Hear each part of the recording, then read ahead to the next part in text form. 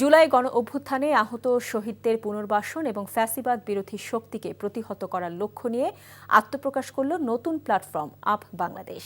এদিন রাজধানীর কেন্দ্রীয় শহীদ মিনারে ৮২ সদস্যের কেন্দ্রীয় কমিটি গঠন করা হয়েছে। আলী আহসান জোনায়েদকে আহ্বায়ক করে কেন্দ্রীয় নেতা হিসেবে ৫ জনের নাম ঘোষণা করা হয়েছে।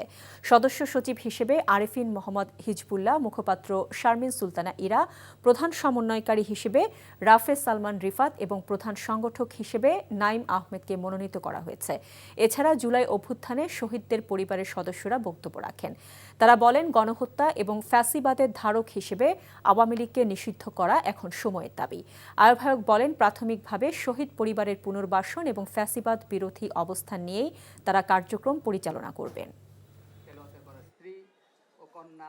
আমরা এই বাংলাদেশের রাজনৈতিক অঙ্গনে বার্তা দিতে চাই যে বাংলাদেশে জুলাইকে সামনে নিয়েই রাজনীতি তৈরি করতে হবে এবং জুলাইয়ের আকাঙ্ক্ষার আলোকে সমস্ত দলের, সমস্ত ব্যক্তির, মতের মানুষের জুলাইয়ের আকাঙ্ক্ষাকে ধারণ করেই নতুন বাংলাদেশের রচনায় গঠনে এগিয়ে যেতে হবে। বান্ডেল থাকলে প্রতি সেনমানিতে টাকা বাঁচবে। বিকাশ সেনমানি বান্ডেল কিনে জিতুন প্রতি লেনদেনে।